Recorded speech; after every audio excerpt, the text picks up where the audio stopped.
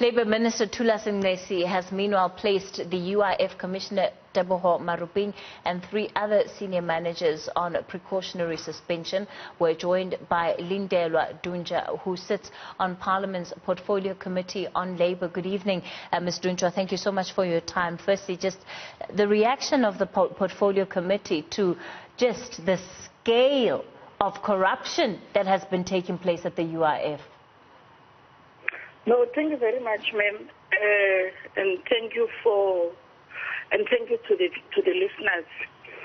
Ourselves also as the portfolio committee, we saw this, watched like all millions of South Africans were watching the briefing by the Auditor General of South Africa.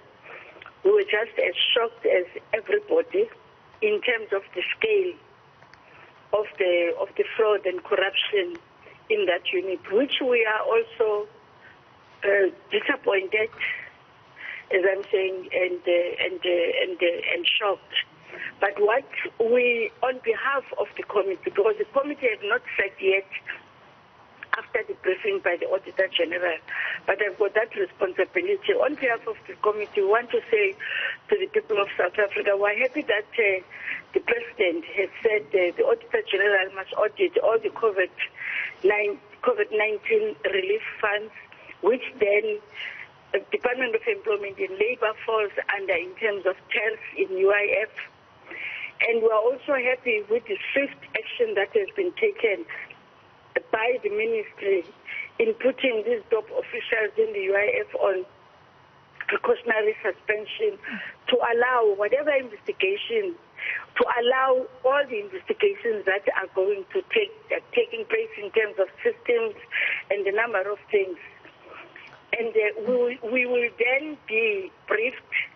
On Friday, we were meeting with the committee, with the department and the Office of the Auditor General to take us through in terms of the scale. Remember, we are on virtual.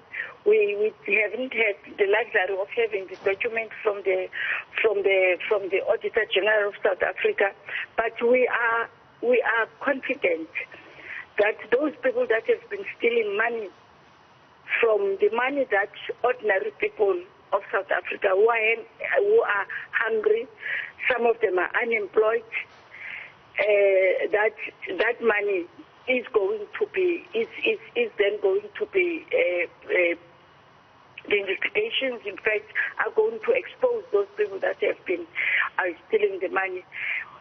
We are aware that the department, even before the Auditor General came, they had a term when they were in the committee saying we are following the money, because there are some things that they have picked up which are not right in terms of companies being double paid, people that are claiming that they are not paid. So they have then been following money, but that has then been the addition of the Auditor General's office coming in.